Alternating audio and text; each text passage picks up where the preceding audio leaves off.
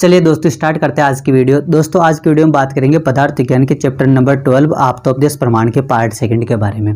दोस्तों इससे पहले वाली वीडियो में हमने इसी चैप्टर के पार्ट फर्स्ट के बारे में बात करी थी और आज की वीडियो में जो पार्ट सेकंड है उसके अंदर हम देखेंगे सबसे पहले कि शब्द के लक्षण जो है कौन कौन से बताए गए हैं, शब्द के भेद जो है कौन कौन से हैं, शब्दवर्ती जो है वो क्या है, शक्ति ग्रह के हेतु कौन कौन से, वाक्य का स्वरूप जो है क्या होता है, और आज की वीडियो के लास्ट में देखेंगे कि वाक्य अर्थ ज्ञान के हेतु जो है वो कौन कौन से बताए गए हैं। दोस्तों आप्तोपदेश प्रमाण की बात करें तो आप्तोपदेश प्रमाण में जो पार्ट फर्स्ट था उस पार्ट फर्स्ट में से क्वेश्चन पूछने की पॉसिबिलिटी बहुत कम होती है, लेकिन पार्ट सेकंड जो आज की वीडियो में हम जो ये 5 या 6 टॉपिक कवर करेंगे इनमें से आपके क्वेश्चन जो है चाहे 2 नंबर 3 नंबर या फिर 5 नंबर 10 नंबर में जो कहीं ना कहीं पूछा जरूर जाता है। तो आज की वीडियो आपके लिए बहुत ही इंपॉर्टेंट है दोस्तों। तो दोस्तों सबसे पहले बात करते हैं कि शब्द के लक्षण जो है वो कौन कौन से बताए गए हैं।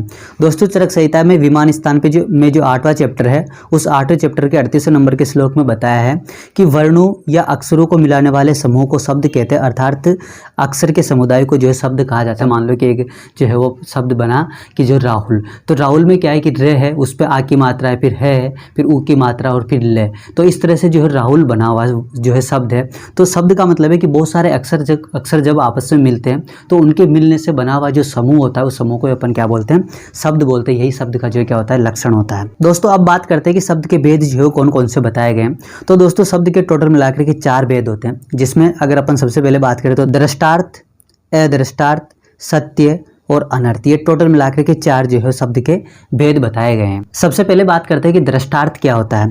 दृष्टार्थ का मतलब है कि किसी वाक्य में बताए गए विषय का इंद्रिय द्वारा ग्रहण किया जाए तो उसे अपन दृष्टार्थ शब्द के नाम से जानते हैं। जैसे मान लो कि कोई भी एक व्याधि है, अब जब साथ में इंद्रिय संयोग, प्रज्ञा, अपराध और परिणाम, ये 3 जो है वो रोगों की उत्पत्ति के कारण होते हैं, हेतु होते हैं मुख्य रूप से। ठीक है, जब इन 3 हेतु के मिलने से कोई भी व्याधि उत्पन्न होती है तो शरीर में उसके क्या उत्पन्न होते हैं, सिम्टम्स उत्पन्न होते हैं, लक्षण उत्पन्न होते हैं। तो दोस्तों उत्पन्न होने वाले व्याधि के जो लक्षण है उन लक्षणों को देखकर ही अपन क्या पता लगाते हैं कि कौन सी व्याधि है, उस व्याधि का जो अपन पता लगाते हैं। मतलब कहने का मतलब ये है कि कोई भी वाक्य में बताए गए विषय का इंद्रियों के द्वारा ग्रहण किया जाए। अब इंद्रियों के द्वारा ग्रहण तो इनका किया जा रहा है, क्योंकि जैसे प्रत्यक्ष प्रमाण की बात करते हो चक्षु इंद्रिय के द्वारा अपन देख करके जो है वो जो भी सिम्टम्स अपने को देखने को मिल रहे हैं उनको देख करके अपन व्याधि का पता लगा रहे हैं। तो ये एक तरह का ये एक प्रकार का जो है क्या है, दृष्टार्थ शब्द है। ठीक है, सेकंड है अदृष्टार्थ। अदृष्टार्थ का मतलब है कि ऐसा दृष्टार्थ का विपरीत। दृष्टार्थ का विपरीत का मतलब क्या है कि इंद्रियों के द्वारा जिसका ग्रहण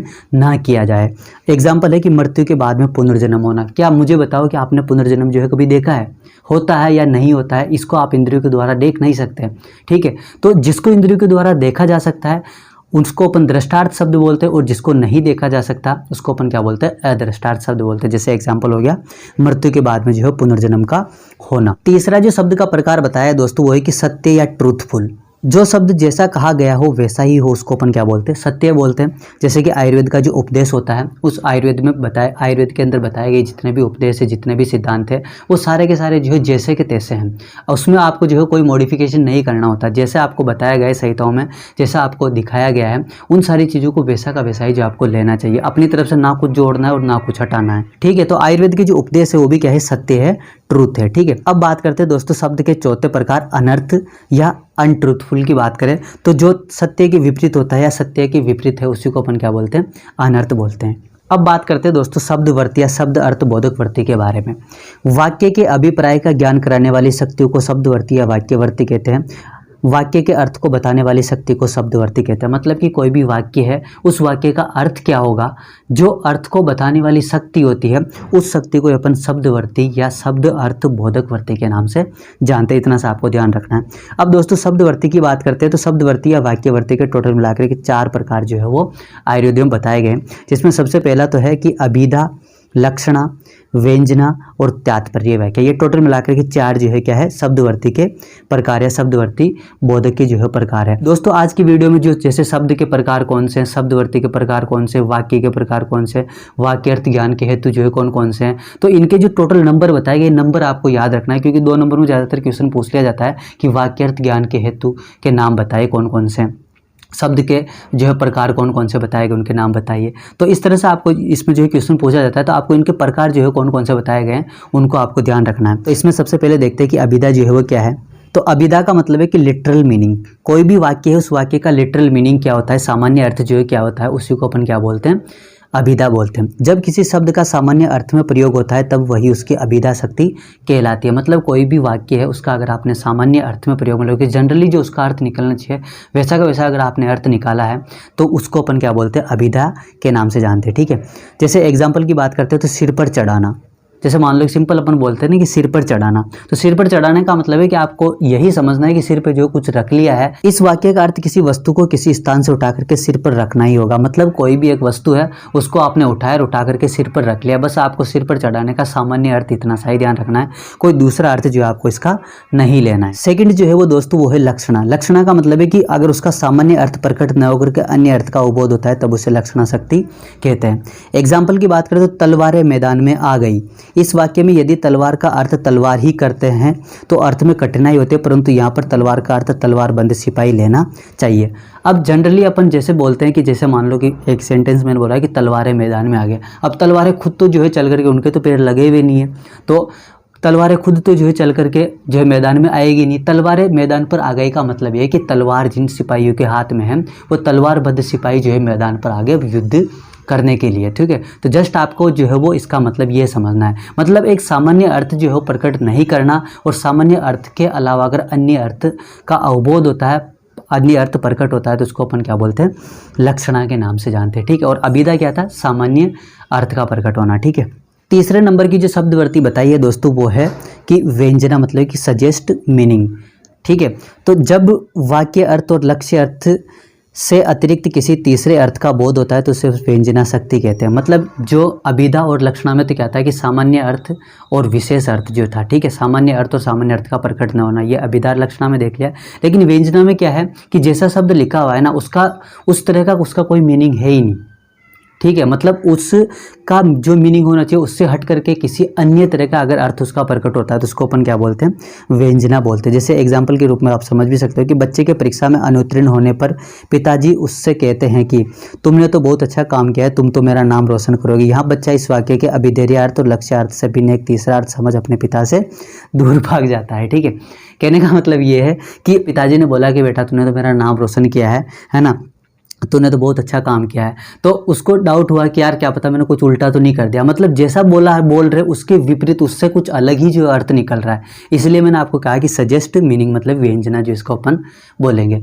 तो पिताजी ने जब उसको कहा कि भाई तूने मेरा नाम रोशन किया, बहुत अच्छा काम किया है, तो बच्चा जो है ये सुन करके उसका जैसा अर्थ होना चाहिए वैसा अर्थ ना समझ करके और ना निकल करके भिन्न तीसरा अर्थ निकालता है कि अब तो पिताजी जो मुझे कूटेंगे और पीटेंगे। तो इस चक्कर में जो बच्चा अपने पिताजी से क्या भाग जाता है, दूर भाग जाता है। ठीक है, तो इस तरह से जो आप इसको समझ सकते हो। फोर्थ नंबर की जो शब्दवर्ती बताई है दोस्तों वो है तात्पर्य व्याख्या, मतलब कि रेफरेंस टू एन ऑब्जेक्ट। ठीक है, एक शब्द के अनेक अर्थ होते हैं, ऐसी अवस्था में शब्द की जिस शक्ति से योग्य अर्थ का ज्ञान होता है उसे अपन तात्पर्य व्याख्या कहते हैं। ठीक है, जैसे आपने जनरली सुना भी होगा कि एक शब्द के जो है बहुत सारे अर्थ होते हैं। ठीक है, जैसा सेंटेंस होगा, जैसी कंडीशन होगी, जैसी परिस्थिति होगी उसके अकॉर्डिंग उसका क्या होगा, उस शब्द का जो अर्थ होगा। ऐसा नहीं कि उस शब्द का अर्थ परिस्थिति के अकॉर्डिंग जैसा निकलना चाहिए वैसा ना निकाल करके आप अगर दूसरा निकाल रहे हो तो वो क्या होगी, तात्पर्य व्याख्या नहीं होगी। ठीक है, तो मतलब तात्पर्य व्याख्या का होना भी जो है जरूरी है। मतलब कि रेफरेंस टू एन ऑब्जेक्ट भी जो है वो क्या है, शब्दवर्ती का हेतु है, बोधक है। ठीक है, तो जैसे एग्जाम्पल के रूप में लिखा हुआ है कि सेंधव शब्द के दो अर्थ होते हैं, जैसे कि नमक और घोड़ा। अगर सेंधव की बात करें तो सेंधव एक आपने शब्द ले लिया। अब इस सेंधव शब्द के दो अर्थ हैं, एक तो नमक है और एक घोड़ा है। अब आपको कहाँ पे नमक यूज करना है, कहाँ पे उस सेंधव से जो है घोड़ा समझना है। उसकी अगर अपन बात करें तो यदि भोजन के समय कोई कहे कि सेंधवम आनिय, सेंधवम आनिय, तो उसका अर्थ यह लेना चाहिए कि नमक लाओ न कि घोड़ा। अब जैसे मान लो कोई दो आदमी बैठ करके खाना खा रहे हैं, किसी तीसरे आदमी को उसने बोला कि सेंधवम आनिय। सेंधवम आनिय का मतलब है कि सेंधव जो है लेकर के आओ। अब वो जो है आदमी ऐसा होने की बात जो है वो बाहर जाकर के घोड़े को खरीद करके जो उनके सामने लिया है कि घोड़े का तो उस टाइम पे खाने के टाइम कोई मतलब है नहीं। मतलब सेंधव का मतलब वो कहना चाह रहा है कि क्या लेकर के आओ, नमक लेकर के आओ। ठीक है, तो मैंने आपको शुरुआत में बताया था कि एक शब्द के अनेक अर्थ है, तो उस टाइम पे आपको युक्ति संगत जो भी उसका अर्थ निकलना चाहिए वैसा आपको निकालना होता है, उसको अपन क्या बोलते हैं, तात्पर्य व्याख्या बोलते हैं। ठीक है, अब बात करते हैं दोस्तों आज की वीडियो के नेक्स्ट टॉपिक के बारे में, वो है शक्ति ग्रह के हेतु जो है कौन कौन से बताए गए हैं। किसी पद की शक्ति अर्थात अर्थ का ज्ञान होना ही क्या कहलाता है, शक्ति ग्रह कहलाता है। मतलब कोई भी सेंटेंस लिखा हुआ है, पद लिखा हुआ है, उसकी शक्ति क्या है, उसका अर्थ क्या है, उसका अगर आपको ज्ञान हो जाता है तो वही क्या है, शक्ति ग्रह कहलाता है। और इसको कराने वाले जो भी कारण बताए गए उनको अपन क्या बोलते हैं, शक्ति ग्रह के हेतु बोलते हैं। ठीक है, अब दोस्तों शक्ति ग्रह के कुल मिलाकर के जो है 8 कारण बताए गए जिनकी वजह से जो है वो शब्द के अर्थ का जो है अपने को पता चलता है। जिसमें सबसे पहले व्याकरण, ग्रामर, उपमान मतलब कि कंपैरिजन, कोश मतलब कि डिक्शनरी, आप्त वाक्य का मतलब वैलिड स्टेटमेंट, व्यवहार, वाक्य शेष, स्पीच रिमाइंडर, विवर्ती और लास्ट है सानिध्य। ठीक है दोस्तों, सबसे पहले बात करते हैं कि व्याकरण जो है क्या है। तो व्याकरण का मतलब है कि उसका ग्रामर के अकॉर्डिंग जो है वो डेरिवेशन क्या है, उसकी बात करते हैं। उसके बाद उपमान का मतलब होता है कि कंपैरिजन। ठीक है, जैसे मान लो कि किसी व्यक्ति को अगर टिटेनस होता है तो उस टिटेनस के अंदर जो व्यक्ति का शरीर है वो धनुष के समान जो है मुड़ जाता है। व्यक्ति के शरीर की टिटेनस व्याधि के अंतर्गत धनुष के समान जो है क्या हो जाती है, आकृति हो जाती है। तो धनुष से मैं क्या कर रहा हूँ, उसको कंपैरिजन कर रहा हूँ, कंपेयर कर रहा हूँ और कंपेयर करके आपको बताने की कोशिश कर रहा हूँ कि टिटेनस में जो है वैसा ऐसा देखने को मिलता है। थर्ड है कोश मतलब कि डिक्शनरी। जैसे एक ही कोई शब्द है तो उसके अलग अलग जो है सिनोनिम्स होते हैं, पर्यायवाची होते हैं, उससे अपन उसको जानते हैं। फोर्थ है आप्त वाक्य, वैलिड स्टेटमेंट। किसी रोग के जो लक्षण होते हैं, संप्राप्ति होते हैं, वो सारे के सारे क्या होते हैं, आप्त वाक्य होते हैं। फिफ्थ है व्यवहार। ठीक है, जैसे मान लो कि कोई भी पिताजी और माँ जो है वो दोनों आपस में बातें कर रहे थे। इतने बातें करते करते जो है वो पिताजी ने जो है वो माँ से कहा कि मेरे लिए जो है 1 कप पानी लेकर के आओ। ठीक है, तो पास में बैठा हुआ जो बच्चा था वो उसको देख करके, मम्मी जब पानी लेकर के आए तो उसको देख करके उसको पता चला कि क्या है कि इसको जो है वो गिलास में जो मम्मी लेकर के आए उसको अपन क्या बोलते हैं, पानी बोलते हैं। ठीक है, तो पिता ने माँ से कहा कि पानी लाओ, तो बच्चे को पानी का जो है अर्थ ज्ञान हुआ। ठीक है, तो इस तरह से जो आप इसको क्या करना समझ सकते हो, व्यवहार को जो है समझ सकते हो। ठीक है, वाक्य शेष, स्पीच रिमाइंडर। जैसे मान लो कि मैं बोलता हूँ सिर, हाथ, पैर, अंगुली, है ना, ये सारे बाल, है ना, कान, आँख, ये सारी बोलता हूँ। इसका मतलब मैं किसके बारे में बात कर रहा हूँ, पुरुष के बारे में बात कर रहा हूँ। और ये पुरुष के अंदर सारी चीज़ें होती है। तो मैंने सिर, हाथ, पैर इतना बोला, इसमें आप समझ गए कि क्या है, पुरुष है। ठीक है, विवर्ती मतलब कि इंटरप्रिटेशन। तो विवर्ती का मतलब है कि एक शब्द के जो अनेक अर्थ होते हैं। और 8वां जो सानिध्य वो क्या है कि ज्ञात से जो है अज्ञात का पता लगाना। जैसे मान लो कि वसंत का समय आता है तो वसंत के समय के दौरान क्या होता है कि आम का जो पेड़ है ना, उस आम के पेड़ पे बहुत सारी कोयल जो है वो आकर के अपना गाना गाती है, या फिर कोयल जो है वो आकर के मधुर आवाज़ से जो है स्वर निकालती है। ठीक है, तो वसंत को देख करके, वसंत के मौसम को देख करके और आम के पेड़ को देख करके आप किसका पता लगा सकते हो कि वसंत दूत जो है आएगी, मतलब कि कोयल जो है वो अब आएगी और कोयल आकर के मधुर गाना जो है वो गाएगी। तो दोस्तों इस तरह से ये जो टोटल 8 कारण बताए गए, इन कारण के द्वारा ही हम किसी भी शब्द की जो अर्थ है उस शब्द के अर्थ को जो है जान सकते हैं, या फिर शब्द के अर्थ को जो है पता करते हैं। ठीक है, अब बात करते हैं दोस्तों आज की वीडियो के लास्ट टॉपिक के बारे में, वाक्य और वाक्य अर्थ ज्ञान के हेतु जो है कौन कौन से बताए गए हैं। तो वाक्य के स्वरूप की बात करें सबसे पहले तो अर्थ बोधक पद समूह। अर्थ बोधक पद समूह वाक्य मतलब कि कोई भी अर्थ का बोधक कराने वाला है, बोध कराने वाला जो पदों का समूह होता है उसी को अपन क्या बोलते हैं, वाक्य बोलते हैं। पद का समूह या 2 से अधिक पद जिसका सार्थक अर्थ निकलता है उसे अपन क्या बोलते हैं, वाक्य बोलते हैं। अब ऐसा नहीं कि जो अर्थ निकल रहा है वो सार्थक भी होना चाहिए, मतलब उसका कोई ना कोई अर्थ भी होना चाहिए। निरर्थक जो है वो वाक्य नहीं होना चाहिए, उसी को अपन क्या बोलते हैं, वाक्य बोलते हैं। ठीक है, उसके बाद वाक्य अर्थ ज्ञान के हेतु की बात करें तो वाक्य अर्थ ज्ञान के हेतु टोटल मिला के कितने बताए गए, 3 बताए गए, जिसमें सबसे पहला है आकांक्षा, योग्यता और सन्निधि। ये टोटल मिलाकर के 3 जो है वो आपको बताए। दोस्तों मैं आपको वीडियो की शुरुआत से ही एक चीज़ बोल रहा हूँ कि इसमें जितने भी टाइप्स बताए गए ना, वाक्य अर्थ ज्ञान के हेतु कितने हैं, है ना, उसके अलावा शब्दवर्ती के हेतु जो है कितने बताए गए, शब्द अर्थ ज्ञान के बोधक भाव जो है कितने हैं, है ना, शब्द के प्रकार जो है कितने, ये आपको अच्छे से ध्यान रखना है। इसको आप एक पूरे के पूरे जो है पेज में ज़रूर लिख लेना, क्योंकि 100% मैं श्योर कह सकता हूँ इस चीज़ को कि इसमें से जो है क्वेश्चन आपके पेपर में ज़रूर आएगा और ज़रूर ही आएगा। ठीक है, तो आप किसी जो है इसको अच्छे से समझने की कोशिश करना। अब दोस्तों सबसे पहले बात करते हैं आकांक्षा के बारे में। तो किसी वाक्य अर्थ का बोध होने के लिए एक पद का दूसरे पदों की सहायता प्राप्त करना आवश्यक होता है, तो इसे ही आकांक्षा कहते हैं। ठीक है, जैसे एग्जाम्पल है कि रमेश और सुरेश पढ़ते हैं। ठीक है, अब मैं बोल दूँ आपको कि रमेश और सुरेश, तो भी आप इस वाक्य के पूरे अर्थ को जो पता नहीं कर पाओगे।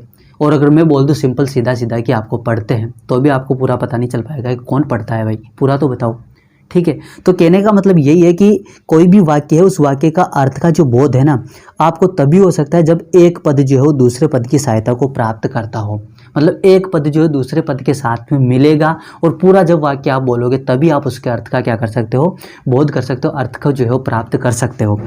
उसी को अपन क्या बोलते हैं, आकांक्षा बोलते हैं। ठीक है, एग्जाम्पल में लिखा हुआ है कि रमेश और सुरेश पढ़ते हैं। यहाँ केवल रमेश और सुरेश कहने से वाक्य का अर्थ नहीं होता, और किंतु पढ़ते हैं कहने पर भी जो वाक्य का ज्ञान नहीं होता। तो इसका मतलब है कि रमेश और सुरेश जो है पढ़ते हैं, ये पूरा आपको एक साथ बोलना होगा, तभी आप उसके अर्थ को समझ पाओगे, वाक्य के अर्थ का जो है पता कर पाओगे। सेकंड जो बताया गया है दोस्तों वो है योग्यता। योग्यता का मतलब है कि अर्थ का बाधित न होना। योग्यता का अभिप्राय यह है कि पदों के समूह से निकला हुआ अर्थ जो है असंभव न हो, अर्थात संगत हो, संभव हो। ठीक है, मतलब कोई भी एक वाक्य जो है, उस वाक्य से निकलने वाला कोई भी जो अर्थ है ना, मैंने आपको शुरुआत में बताया था कि वाक्य क्या होता है, बहुत सारे पदों का ऐसा समूह जो कि सार्थक हो, मतलब जिसका अर्थ हो। ठीक है, तो योग्यता का होना भी उसमें जरूरी है, क्योंकि कोई ना कोई अर्थ तो निकलना चाहिए ना। जैसे मैं रमेश और सुरेश पढ़ते हैं, तो इसका मतलब सीधा सीधा अर्थ निकल रहा है कि रमेश और सुरेश दोनों साथ में बैठ करके क्या कर रहे हैं, पढ़ रहे हैं, या फिर रमेश और सुरेश दोनों जो है पढ़ते हैं। ठीक है, पढ़ाई कर रहे हैं। तो एक ही सार्थक वाक्य। दोस्तों योग्यता का जो एग्जाम्पल है वो मैंने नीचे लिख रखा है कि पानी में हाथ जल गया। ठीक है, पानी से हाथ जलता नहीं है, अग्नि से जलता है। तो इस वाक्य का जो अर्थ है वो क्या है, अर्थ ही नहीं है, मतलब कि ये निरर्थक है। ठीक है, सार्थक नहीं है, तो ये वाक्य जो है वो योग्यता से युक्त नहीं है। ठीक है, लास्ट जो दोस्तों वाक्य अर्थ ज्ञान का हेतु बताया गया है वो है सन्निधि। सन्निधि का मतलब कि पदों का बिना विलंब किए गया जो उच्चारण होता है उसी को अपन क्या बोलते हैं, सन्निधि बोलते हैं। ठीक है, जैसे राम खाना खाता है। अब मान लो कि मैं बहुत देर इस सेंटेंस को जो है राम बोल दूं, उसके बाद में बोल दूं ही नहीं बहुत देर तक, 2 घंटे तक जो खाना खाता है, तो आप उसके अर्थ को नहीं समझ पाओगे। मैं बोल दूं कि खाना खाता है और मैं राम ही नहीं बोलूं, तो भी आप उसके अर्थ को नहीं समझ पाओगे। मतलब कि पूरे के पूरे वाक्य के अंदर जो भी जितने भी पद हैं, उन पदों का एक साथ जो है आपको बोलना होगा, एक साथ जो उच्चारण करना होगा, तभी आप उस वाक्य अर्थ का जो ज्ञान है वो कर सकते हो, या ज्ञान के अर्थ, उस वाक्य के अर्थ की जो है प्राप्ति कर सकते हो। ठीक है, तो राम खाना खाता है, ये पूरा का पूरा आपको एक साथ बोलना होगा। तो दोस्तों ये थी आज की हमारी वीडियो, जिसमें हमने देखा कि वाक्यार्थ ज्ञान के हेतु जो है कौन कौन से बताए गए, शक्ति ग्रह के हेतु जो है कौन कौन से बताए गए हैं, और हमने देखा कि शब्दवर्ती बोधक शब्दवर्ती जो है वो कौन कौन सी है, और वीडियो की शुरुआत में हमने देखा कि शब्द के लक्षण और शब्द के भेद जो है वो कौन कौन से बताए गए हैं। Thank you so much guys.